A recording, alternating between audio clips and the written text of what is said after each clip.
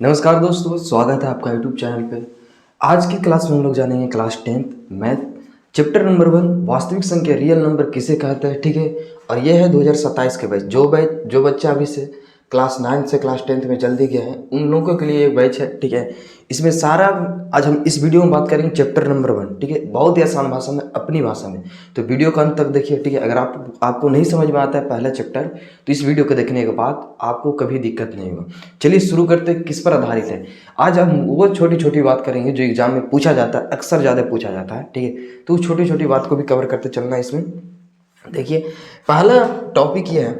ठीक है, आप लोग इसमें पढ़ना है रियल नंबर यानी वास्तविक संख्या किसे कहते हैं। ठीक है, इस बात को आप लोग चैप्टर का नाम ही शुरुआत होता है, ये लेक्चर 1 है। ठीक है, अगर सही आप लोग को जुड़ना है तो 95+ लाना है तो मेरे चैनल से जुड़िए। ठीक है, और एक साल पूरा कवर कीजिए। देखिए 95+ आता है, 90, 100 जितना लाना है ला सकते हैं उसके पढ़ाने के बाद। ठीक है, इस चैप्टर में जो पढ़ना है आप लोग को वो पढ़ना है वास्तविक संख्या। वास्तविक संख्या किसे कहते हैं? ठीक है, पहले हम आपको बता देते हैं कि वास्तविक संख्या क्या होता है।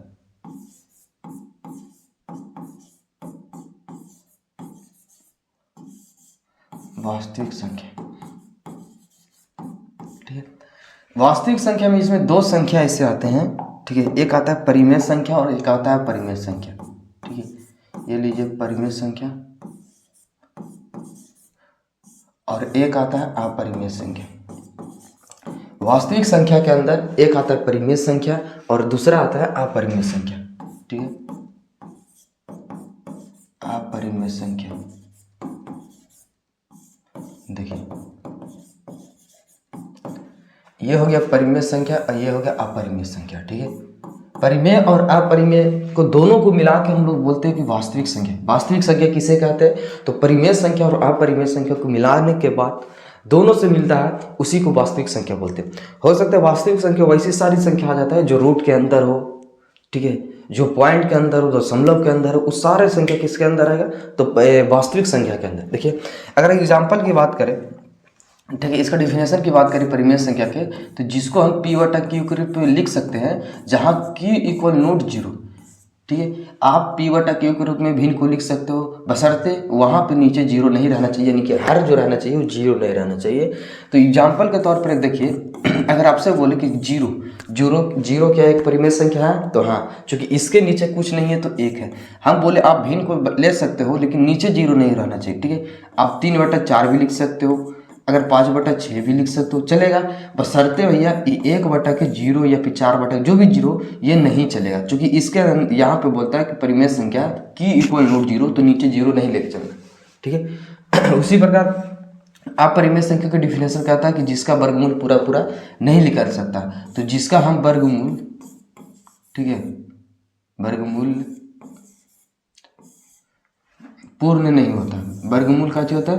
पूर्ण नहीं होता, जिसका हम वर्गमूल पूरा पूरा नहीं निकाल सकते। जैसे कि √3 का वर्गमूल पूरा पूरा निकाल सकते हैं? नहीं निकाल सकते, निकलता है लेकिन दशमलव के अंदर निकलता है। तो ये अपरिमेय संख्या कहलाएगा।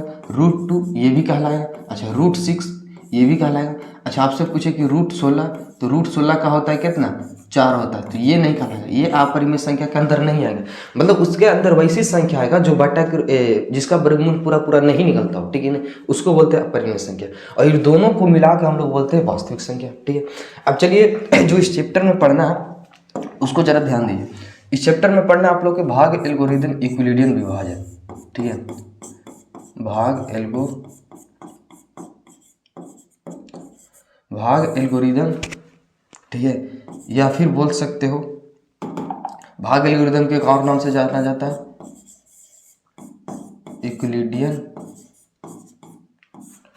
यूक्लिडियन विभाजन। ठीक है, या फिर बोलते हैं इसी को एक और नाम से जाना जाता है भाग लेना। ठीक है, इन्होंने एक सूत्र दिया था। ठीक है, इन्होंने एक सूत्र दिया था a = bq + r। ठीक है, ये फॉर्मूला आप लोग याद रखिएगा।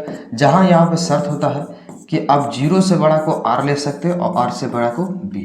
ठीक है, अभी पता चल जाएगा कि 0 है, r क्या है, a क्या है, b क्या है। ठीक है, इस बात को देखिए, यहाँ पे हम लोग a को बोलते हैं भाज्य। अब भागा जब सीखते होंगे भाज्य बोलते हैं a को। अच्छा, b को क्या बोलते हैं? तो b को बोलते हैं भाजक। बी को बोलते हैं भाजक, ठीक है।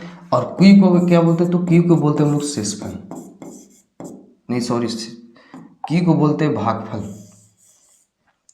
क्यू को क्या बोलते हैं, भागफल। सारा बात यहाँ पे कवर करते चलेंगे, वीडियो को अंत तक देखिए। एग्जाम में सभी आने वाले वैसे क्वेश्चन आपको करवाएंगे, ठीक है, जो अक्सर पूछा जाता है। क्यू का और आर को हम लोग बोलते हैं शेषफल, ठीक है। ये आप लोग को पता है कि भाज किसको बोलते हैं, भाजक किसको बोलते हैं, भागफल किसको बोलते हैं, शेषफल। आप लोग एक फार्मूला पढ़े होंगे, ठीक है नहीं, आप लोग एक फार्मूला पढ़े, भाज बराबर का जो होता है, भाज बराबर भाजक गुने भागफल प्लस के शेषफल, ये आप लोग पढ़े होंगे, ठीक है। भाज बराबर भाजक गुने भागफल प्लस के शेषफल, यही वाला फार्मूला से ये फार्मूला बनता है भाग एल्गोरिदम की यूक्लिडियन विभाजन जो सूत्र है, ठीक है। वो सूत्र क्या है, देखिए आप भाज की जगह पर ए रखिए, ठीक है जी, भाजक की जगह पर बी रखिए, ठीक है, और उसके बाद शेषफल की जगह पर क्यू रखिए, भागफल की जगह पर क्यू और शेषफल की जगह पर आर, और यही वाला फार्मूला यहाँ पे जो बना है वही लिखा है। बशर्ते आप कभी कभी भागा देते होंगे तो उसमें शेषफल का मान 0 के बराबर आता है, ठीक है। कभी कभी आप भागा देते हैं तो शेषफल के मान 0 के बराबर होता है, इसीलिए हम यहाँ पे 0 के बराबर लिखे। उसके बाद शेषफल का मान जो होता है वो भागफल से बड़ा होता है। देखिए आप 2 से भागा दीजिए 5 में, कितना आएगा, 2 दूना 4, ठीक है, इसको शेष है। शेष का मान आप कभी कभी इसमें देखिए, अगर 2 से हम 6 में भगा देते हैं तो 3 दूना 6, ठीक है, शेष 0। तो यहाँ पे शेष का मान 0 आया, लेकिन यहाँ पे 1 आता है, तो इसीलिए हम यहाँ पे जो शर्त लिखते हैं, जहाँ 0 से बड़ा आर हो, आर से बड़ा बी, बी को हम लोग बोलते हैं, आर को बोलते हैं शेषफल और बी को बोलते हैं भाजक, ठीक है। तो इसी चीज़ को हम लोग बोलते हैं कि कभी कभी शेषफल का मान जो होता है वो 0 के बराबर होता है या 0 से बड़ा होता है, तो उसी बात को यहाँ पे लिखे हैं। और ये वाला चीज़ इससे बड़ा होता है, यानी शेषफल से। अगर आप लोग इतना नहीं याद रख पाते हैं, ठीक है, तो आप सिंपल याद रखिएगा ये वाला चीज़, इसको बोलते हैं बी, इसको बोलते हैं ए, इसको बोलते हैं क्यू और इसको बोलते हैं आर, ठीक है। और ये तो जहाँ यहाँ से एग्जाम 1 नंबर के एग्जाम में जरूर पूछेगा, या तो फार्मूला पूछते हैं, हाँ, और 1 नंबर यहाँ से पूछता है कि परिमेय संख्या और अपरिमेय संख्या की सिर्फ पहचानने के लिए बोलता है कि निम्नलिखित में कौन सा परिमेय संख्या कौन सा अपरिमेय संख्या। तो कंफर्म एक यहाँ से 1-2 नंबर का बनेगा आप लोग के, ठीक है। बशर्ते आप ध्यान दीजिए, ठीक है, सही से पढ़िए, वीडियो को अंत तक देखिए। अब देखो ये जो फार्मूला बना, ठीक है ना, ये जो भाग एल्गोरिथम यूक्लिडियन विभाजन का फार्मूला बना, ए बराबर बी क्यू प्लस आर, इसका यूज हम लोग किस लिए करते हैं जी, तो किस लिए करते हैं, तो मसा निकालने के लिए, यानी HCF निकालने के लिए। तो यहाँ पे अगला पॉइंट हम लिख देते हैं, इसका जो यूज करते हैं, ठीक है, यूज किस लिए करते हैं, तो मसा निकालने के लिए, ठीक है, यानी कि HCF निकालने के लिए इसका हम लोग यूज करते हैं, किस वाले फार्मूला को, तो भाग एल्गोरिथम यूक्लिडियन विभाजन, ठीक है। और इसका भी हम यूज करके बताएंगे कि इससे मसा कैसे निकाला जाता है। आप लोग सीखे होंगे बचपन में, ठीक है ना, ये वाला मसा है भाग विधि, लेकिन उस विधि से नहीं चलेगा, यहाँ पे चलेगा ये वाला विधि से, ठीक है। तो चलिए इस पर हम क्वेश्चन करते हैं, बताते हैं, ठीक है, कैसे होता है नहीं होता। देखिए अगर एक सवाल लें, ठीक है, एग्जाम्पल के तौर पर एक सवाल हम उठाते हैं जो यूक्लिडियन विभाजन हो, ठीक है, जैसे माना जाता है, ठीक है, पहला क्वेश्चन,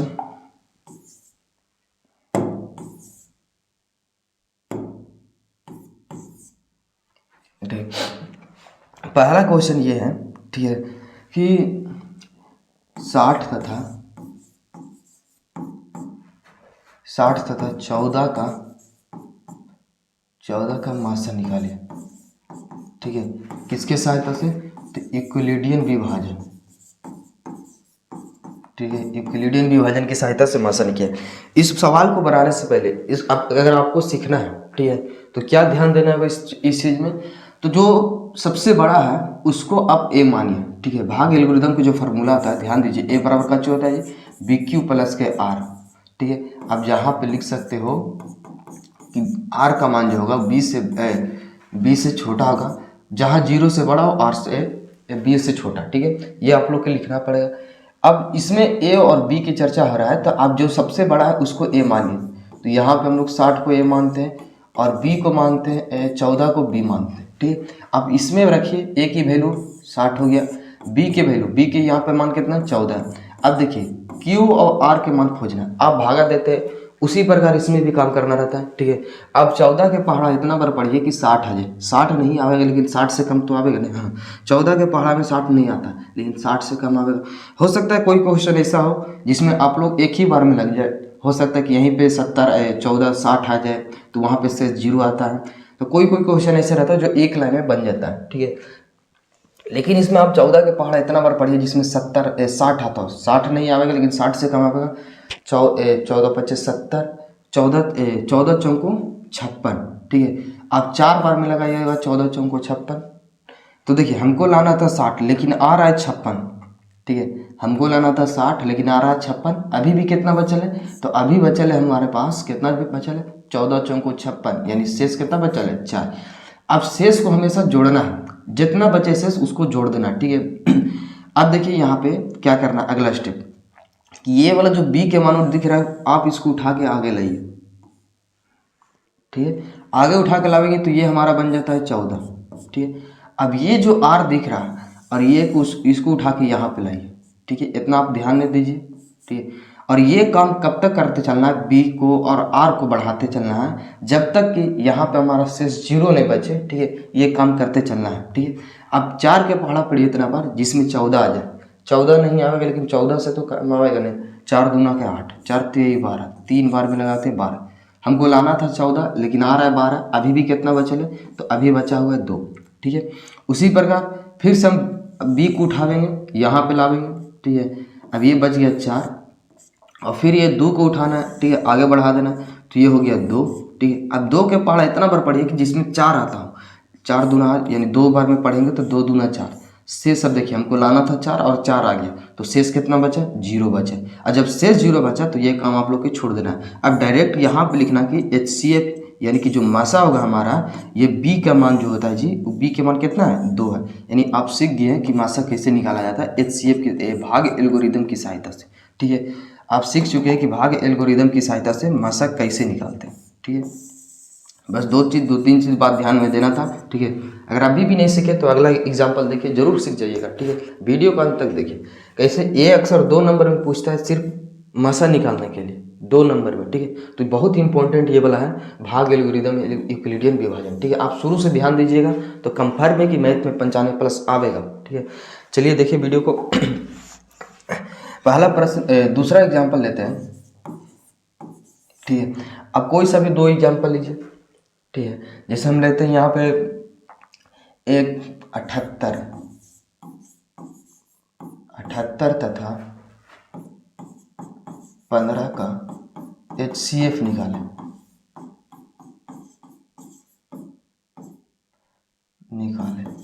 हाँ, यहाँ पे बोला जाएगा कि भाग एल्गोरिदम, यूक्लिडियन विभाजन, जो भी विधि बोले, ठीक है। अभी तो हम लोग सीख रहे हैं भाग एल्गोरिदम, यूक्लिडियन विभाजन। पहला काम इसमें करना कि जो सबसे बड़ा हो उसको आप ए मानिए। तो हम इसमें सबसे बड़ा कौन है जी? 78 है। 78 को ए मानिए, और जो छोटा है उसमें बी मान लेते हैं। और हमेशा याद रखिएगा, ये जो भाग एल्गोरिदम का फॉर्मूला निकालने के लिए बोलेगा मासा इस पर, तो केवल इसमें 2 संख्या देगा, ठीक है। 2 ही संख्या से इसमें मासा निकालने के लिए बोलता है। किसमें? भाग एल्गोरिदम में। इसमें 15 है, ठीक है। आप भाग एल्गोरिदम का फॉर्मूला जो सीखे, यूक्लिडियन विभाजन ए बराबर के BQ प्लस के R, ठीक है। अब कहाँ पे सीखे कि जहाँ R का जो मान होता है वो 0 से बड़ा होता है या फिर 0 के बराबर होता है, इतना आप लोग जानते हैं, ठीक है। अब एक जगह पर 78 रखिए इस फार्मूला में, तो यहाँ पे 78 रखेंगे, और B की जगह पर 15 रखिए तो हम यहाँ पे 15 रखेंगे। उसके बाद Q के मान आप लोग को निकालना है। कैसे निकालिएगा इससे देखिए, आप 15 के पहाड़ा पढ़िए जिसमें 78 आता हो। 78 नहीं होगा, लेकिन 78 से कम आ गया। 15 चौको 60, 15 पचे 75, 75 आ रहा है, ठीक है। 5 बार में लाएंगे कितना आएगा? 75 आएगा। लेकिन हमको लाना था 78, आया कितना? 75। अभी भी कितना कम है?